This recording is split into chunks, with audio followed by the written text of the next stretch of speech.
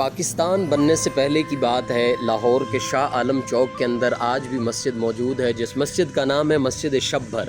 3 مرلے کی یہ مسجد ہے۔ ہوا یوں کہ 1917 میں یہاں سے ایک مسلمان کا گزر ہوا، مسلمان نے یہاں نماز پڑھی تو مسلمان کہنے لگے یہاں مسجد بنائی جائے گی۔ چونکہ آس پاس کے علاقوں میں ہندو زیادہ تھے تو ہندو کہنے لگے کہ یہاں مسجد نہیں بلکہ مندر بنایا جائے گا۔ بات چلی جا کر کے پہنچی انگریز جج کے پاس، تو انگریز جج نے کہا کہ میں ابھی تک فیصلہ نہیں کرتا، میں تب کروں گا جب میں موقع محل کو دیکھوں گا۔ اور اس مسئلے کے جو وکیل تھے وہ بانی پاکستان قائد اعظم محمد علی جناح رحمۃ اللہ علیہ تھے۔ انہوں نے کہا کہ دیکھیں، اگر مجھے یہ جج متعصب لگتا ہے، ایک حل ہے کہ اگر ہم یہاں راتوں رات مسجد بنا لیں تو دنیا کا کوئی قاعدہ اور قانون اسے ختم نہیں کر سکتا۔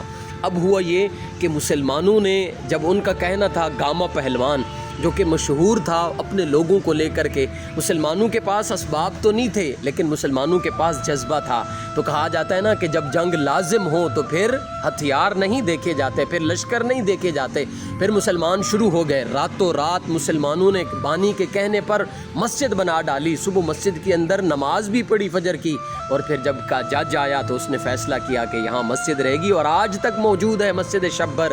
اگر کسی نے دیکھنی ہو، بات کرنے کا مقصد یہ ہے، دیکھیں جب مسجد بن گئی تو پھر انہیں گرانا نہیں چاہیے، اور اگر آپ کو زیادہ ہی مسئلہ ہو رہا ہے تو پھر آپ علماء سے کیا کریں، مشورہ کریں، اس کے ساتھ ایک اور مسجد اچھی خوبصورت بنا دیں، اور پھر آپ وہ کام کریں کہ مسجد کو شہید کرنے والا۔